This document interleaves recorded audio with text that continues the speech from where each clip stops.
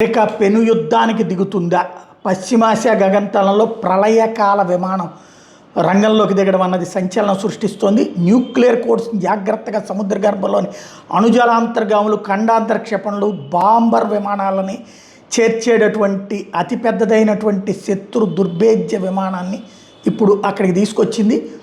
గాల్లో nuclear command పోస్ట్లా పనిచేసేటటువంటి American విమానం E-6B మెర్క్యూరీ రంగంలోకి దిగింది. ఇది అమెరికన్ నేవీ బోయింగ్ తీవ్ర సంక్షోభ సమయంలో దళాలకు అత్యవసర సమాచారం పంపించడానికి విమానాలు స్ట్రాటజిక్ కమాండ్ పోస్టుల పాత్రను పోషిస్తాయి. ఇవి నేషనల్ కమాండ్ అథారిటీ అంటే అమెరికా అధ్యక్షుడు, రక్షణ మంత్రి దీంట్లో సభ్యులుగా ఉంటారు. అట్లాగే అమెరికా స్ట్రాటజిక్ అంటే అణ్వాయుధ నాన్ స్ట్రాటజిక్ దళాలకు మధ్య అనుసంధానంగా వ్యవహరించేటటువంటి ఇదన్నమాట. ఇది అమెరికా నౌకాదళానికి సంక్షోభ సమయంలో take charge and move out విధులను కూడా ఇవే నిర్వర్తిస్తాయి. ఇలాంటి విమానాలు అమెరికా దగ్గర 16 ఉన్నాయి. ప్రస్తుతం అమెరికాలోని ఓక్లహామాలోని టింకర్ ఎయిర్ ఫోర్స్ బేస్లో ఐరన్ మెన్ షాడో స్క్వాడ్రన్లు వీటిని నిర్వహిస్తున్నాయి. సాధారణ బోయింగ్ 707 మోడల్ విమానాల్లో మార్పులు చేసి వీటిని సిద్ధం చేశారు. సాధారణంగా అత్యంత కీలకమైన వెరీ లో ఫ్రీక్వెన్సీ సందేశాలను ప్రసారం చేసే గ్రౌండ్ స్టేషన్లు కూడా ఇందులో ఉంటాయి.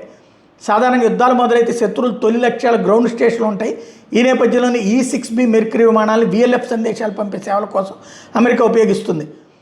Take charge and move out ఆపరేషన్ల టైంలో నేవల్ బాలిస్టిక్ మిస్సైల్ ఫోర్స్కి నేషనల్ కమాండ్ సెంటర్ ఆదేశాలు కూడా చేరేస్తుంది. ఈ విమానం సాధారణ న్యూక్లియర్ సబ్మెరైన్లు సముద్ర జలాల్లో అత్యంత రహస్యంగా సంచరిస్తుంటాయి.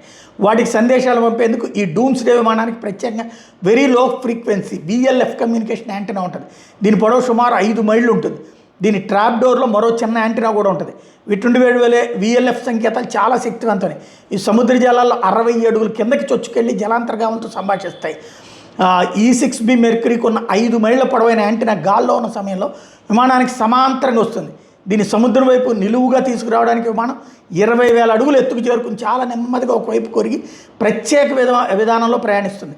ఆ టైంలో దాని 5 మైళ్ళ యాంటెనా నిలువుగా సముద్రం పైకి వస్తుంది. అలా నీటి అడుగులో ఉన్న అణుజాలాంతర్గాములకు సందేశాలు పంపిస్తాయి.